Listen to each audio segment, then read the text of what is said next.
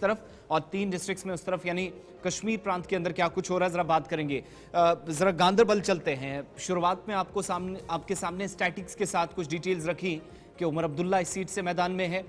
Bashir Mir Peoples Democratic Party से मैदान में है, यानी कंगन और गांदरबल ये जो 2 सीटें इसकी हैं बड़ी इंपॉर्टेंट इस बार हैं, बड़े फेसेस हैं और इंडिपेंडेंट कैंडिडेट्स का भी बड़ा इंपॉर्टेंट रोल रहने वाला है। सलीम, आप तक आवाज पहुंच रही है? जी जी जी बिल्कुल। पहले तो ये बताइएगा क्या माहौल सुबह सुबह देख रहे हैं, कुछ एक एरियाज छोड़कर जहां हम देख रहे हैं कि बड़े कम वोटर्स सुबह सुबह नजर आए, आपके एरिया में पर्टिकुलर कहां पर आप मौजूद इस वक्त हैं और क्या दाएं बाएं इस वक्त माहौल देख रहे हैं पहले तकरीबन 1 घंटे में?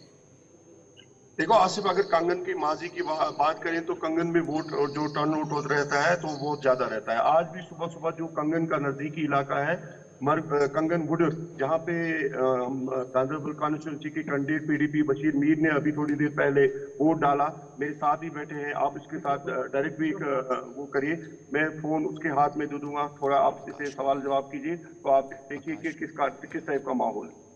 सवाल पूछ से। हेलो बशीर साहब, पहले तो ये बताइएगा कि मुख्तलिफ चुनाव हैं, हम सब ने सुना, आप भी और बाकी तमाम लोग कैंपेनिंग के दौरान कहते रहे, किस तरीके से इस सियासी माहौल को, जहां 1 से 1.5 महीने की ज़बरदस्त कैंपेन चली और अब इंतखाबी प्रोसेस से हम गुजर रहे हैं, ओवरऑल कैसे सिचुएशन को देख रहे हैं और पर्टिकुलरली आपके एरिया का इस वक्त जो माहौल है क्या उससे आप महसूस कर रहे हैं? देखिए दरअसल जो आपको पता होगा कि पूरे जम्मू कश्मीर में जो आज असेंबली इलेक्शन हो रहा है, जिस असेंबली इलेक्शन में आपने पास्ट में भी देखा होगा कि लोग हमेशा बढ़ चढ़ कर हिस्सा लेते हैं, लेकिन जो आज 10 साल के बाद यहाँ पर इलेक्शन हुआ, इसमें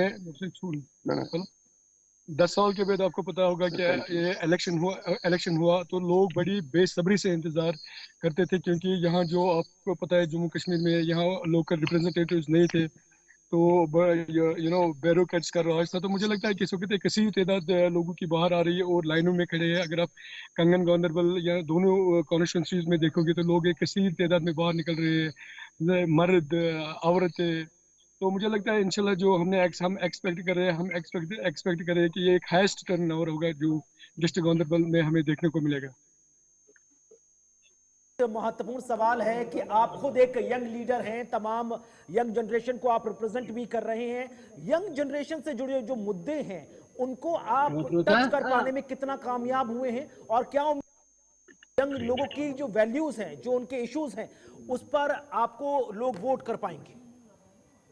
देखिए दरअसल आपको अगर पता होगा कि जो जम्मू कश्मीर में जो पॉलिटिक्स थी उसमें पहले यूथ पार्टिसिपेट नहीं करती थी, लेकिन कुछ इलेक्शन जो 2014 में इलेक्शन हुआ उसमें यूथ ने बढ़ चढ़ कर हिस्सा ले लिया। या जो आप यहाँ 3 टायर सिस्टम बन गया, आपको पता है कि लोगों के पास जो हमारे यूथ है उनके लिए एक पोलिटिकल स्पेस बन गई कि कल वो पंचायत इलेक्शन में पार्टिसिपेट करेंगे, सरपंच बन सकेंगे, पंच बन सकेंगे, बीडीसी बन सकेंगे, डीडीसी बन सकेंगे या इवन असेंबली मेंबर बन सकते हैं। तो मुझे लगता है कि हर कोई अपना रोल अब अदा करना चाहता है कि वो चाहते हैं कि हम मेन स्ट्रीम में आए, मेन स्ट्रीम का हिस्सा बने। तो यूथ का इस वक्त बहुत अच्छा पार्टिसिपेशन है, क्योंकि यूथ के बड़े मसले मसाइल अपने जो चाहते हैं कि वो खुद कुछ हल करे या खुद वो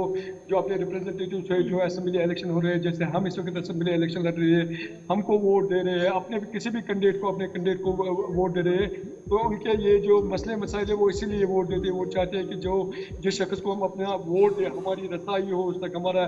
एक्सेस हो उस तक, क्योंकि आपने देखा होगा कि 10 साल से यहाँ कोई रिप्रेजेंटेटिव नहीं है, लोगों के बड़े मसले मसाइल हैं, उनके बड़े मुश्किलात हैं, लेकिन उनकी रसाई कहीं तक नहीं है। तो मुझे लगता है इससे यही वजह है कि आप देख रहे हो कि लोगों की एक कसीर तादाद जो कि बाहर आ रही है, खासकर जो नौजवान की एक कसीर तादाद जो कि बाहर आ रही है और वो इसीलिए वोट डालना चाहते हैं। चलिए, बहुत शुक्रिया जी हमारे साथ मीर साहब ज्वाइन करने के लिए। सलीम वानी, आपका भी बहुत शुक्रिया। थोड़ी देर में दोबारा आपके पास जुड़ेंगे, क्योंकि जब हम गांदरबल की कुनाल बात करते हैं ना, तो 2 असेंबली सेगमेंट बड़े इंपॉर्टेंट है। एक गांदरबल प्रॉपर है जो हाइपर सेंसिटिव है, वीवीआईपी है। कंगन को जब आप देखते हैं वो भी वीवीआईपी है, क्योंकि कंगन वाली सीट पर भी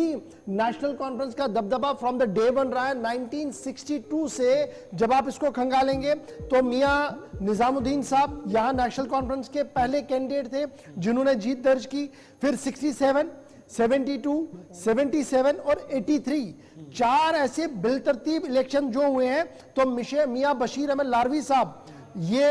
इंडियन नेशनल कांग्रेस के साथ रहे हैं, ये 67 और 72 कांग्रेस के पास रहे। फिर मियां बशीर साहब नेशनल कॉन्फ्रेंस में चले गए 77 में, तो 77, 83 दोबारा नेशनल कॉन्फ्रेंस के पास ये सीट रही। 87 में कांग्रेस ने दोबारा इसको लिया, लेकिन 1996 की हिस्ट्री को जब आप खंगालते हैं, 96, 2002,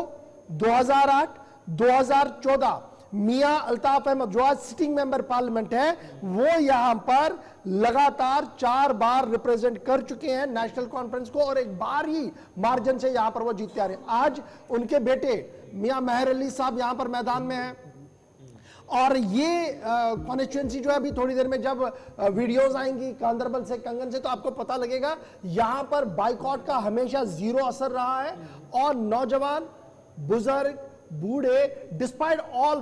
ऑड्स वो यहां पर बाहर आते हैं और हमेशा वोट करते हैं। इशफाक, इससे पहले हम ब्रेक पे जाएं, एक और चीज, गांधरबल क्या दिलचस्प इसलिए बना है, फॉर्मर चीफ मिनिस्टर गए, कुछ नए फेसेस उनके सामने आए, अवामी इत्तेहाद पार्टी ने भी शेख आशिक को ग्राउंड में उतार दिया, या फिर इसलिए क्योंकि यहां पर कम कैंडिडेट्स भी थे तो इंडिपेंडेंट कैंडिडेट्स इस बार ज्यादा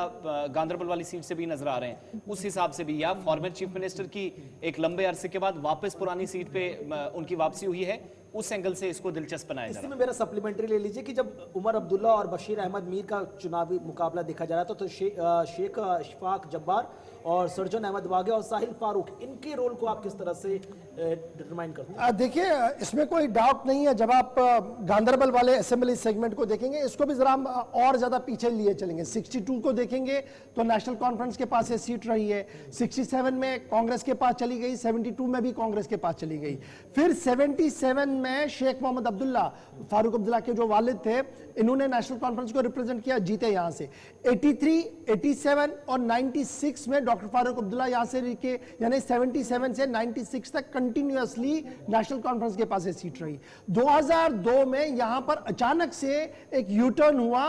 और काजी मोहम्मद अफजल जो पीपल्स डेमोक्रेटिक पार्टी थे, इन्होंने फारूक अब्दुल्ला को वहां से हरवा के, उमर को हरवा के यहां से जीत दर्ज की 2002 में। फिर 2008 में दोबारा उमर अब्दुल्ला यहां से आए, जीते। 2014 में इशफाक जब्बार यहां पर कैंडिडेट थे और यहां पर इशफाक ने जीता। अब आज की जब आप बात करते हैं तो दिलचस्प मुकाबला इसलिए है, इशफाक जब्बार फॉर्मर एमएलए है, आजकल बगावत पर थे, नेशनल कांग्रेस से अलग बाहर चले गए, इसलिए उनका एक दबदबा है, उनकी जो बीबी है वो डीडीसी चेयरमैन रह चुकी है, तो इस वजह से उनका एक फैक्टर गांधरबल में माना जा रहा है। दूसरा ये कि उमर अब्दुल्ला ने वापस घर आने की कोशिश की, और फिर वो जो इमोशनल स्पीच एक उन्होंने की टोपी उतार कर, उसका असर ग्राउंड पर कहीं ना कहीं हमने देखा। कुछ वो लोगों ने ये कहा कि चलो यार, उमर ने आप माफी मांगी है तो थोड़ा माफ करके आगे बढ़ा जाए, तो यहां पर मैं बेनिफिट ऑफ डाउट उमर को दूंगा। गांधरबल बड़गाम आते आते बेनिफिट ऑफ डाउट के मुझे कहीं पर नजर नहीं आ रहा है, लेकिन कुल मिलाकर दिलचस्प मुकाबला। शेख आशिक की एंट्री क्या कोई बड़ा फैक्टर कर पाएगी,